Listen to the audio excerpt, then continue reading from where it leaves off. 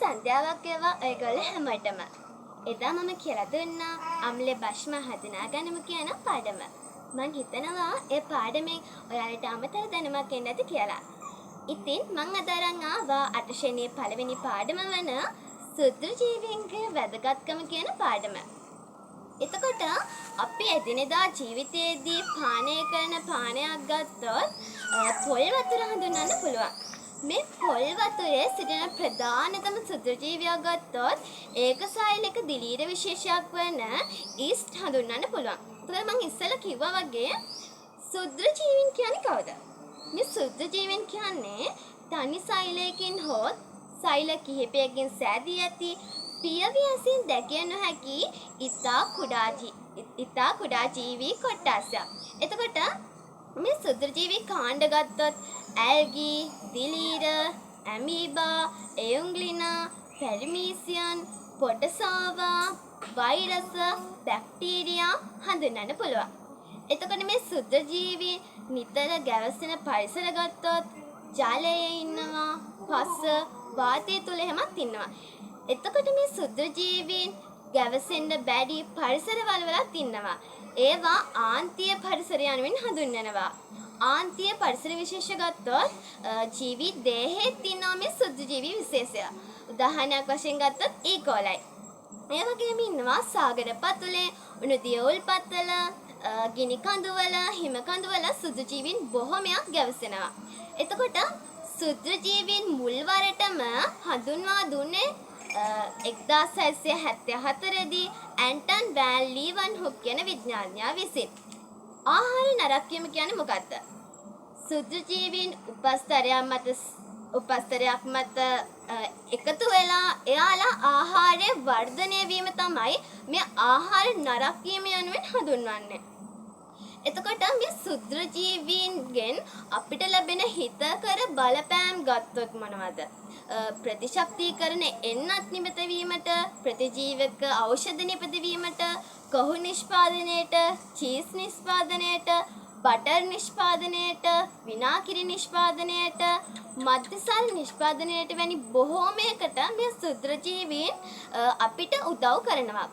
ඒ වගේම සුදු ජීවීන් අපිට හිතකර දේවල් කරද්දී සුදු ජීවීන් අපිට අහිතකර දේවලුත් කරනවා. උදාහරණ වශයෙන් ගත්තොත් සුදු ජීවීන් අපිට ලෙඩ රෝග සාදනවා, ආහාරය නරක කරනවා, ගෘහ භාණ්ඩවල පුස් සාදනවා, ඒ වගේම ඇඳුම්වල රෙදි වගේ දේවල් වල මේ සුදු ජීවීන් මගින් පුස් සාදනවා. මේ සුදු ජීවීන් වර්ධනයට අවශ්‍ය සාධක ගත්තොත් ප්‍රධානතම සාධකය වන්නේ උෂ්ණත්වය හා තෙතපනය. උෂ්ණත්වය සෙල්සියස් අංශක 25 සිට සෙල්සියස් අංශක 30 දක්වා තිබ්බොත් සුදු ජීවීන් එතන වර්ධනය වෙනවා. ඊට අමතරව pH ගියත් මේ සුදු ජීවීන් වර්ධනය උදෙසා දායකත්වයක් ලබා දෙනවා. මේ සුදු ජීවීන් ආහාර නරක කිරීමට ඒ ආහාරය අඩංගු ද්‍රව්‍ය අනුව සුදු ජීවීන් ආහාරය නරක කිරීම කොටස් කිහිපයකට බෙදනවා. කාබෝහයිඩ්‍රේට් මේ ආහාරය. එතකොට ගත්තොත් සීනි, තෙල්, කොස් වගේ දේවල් වල සුදු ජීවීන් පැසීමක් සිදු කරනවා. ප්‍රෝටීන් අඩංගු ආහාර, මාස්, බිත්තර වගේ දේවල් වල පූතිභවනය සිදු කරනවා මේ සුදු ජීවීන් මගින්. ඊට අමතරව ලිපිඩ අඩංගු ආහාර. ඒ කියන්නේ මේදේ කියන්නේ තෙල්. කැවුම් වල, කොකිස් වල වගේ දේවල් වල සුදු ජීවීන් මගින් කරන්නේ මුඩු කිරීම. මේ සුදු ජීවීන් මගින් ආහාරයේ නරක කිරීමෙන් රසය, වයනය, ගන්ධනය වගේ දේවල් වෙනස් වෙනවා මේ ආහාරය. එතකොට මම ඉස්සෙල්ලා කිව්ව නේද මේ සුදු ජීවීන් මගින් අපිට කරන අහිතකර බලපෑම්. සුදු ජීවීන් වගේ මිනිසාට ලෙඩ රෝග බොහොමයක් සාදනවා. උදාහරණයක් වශයෙන් ගත්තොත් වෛරස්. වෛරස් කියන්නේ සුදු ජීවියෙක්.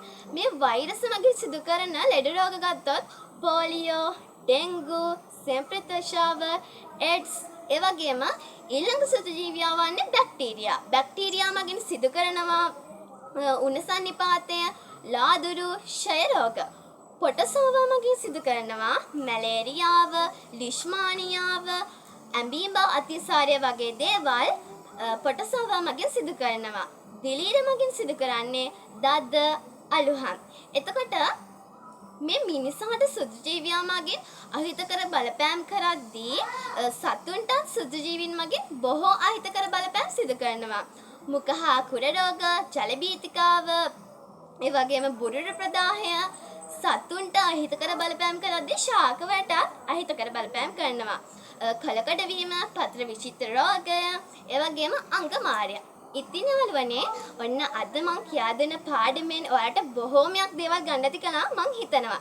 තවත් දවසකින් තවත් ලස්සන පාඩමක් අරන් එන්නම්. ඔයාලා හැමෝටම සුබ දවසක්.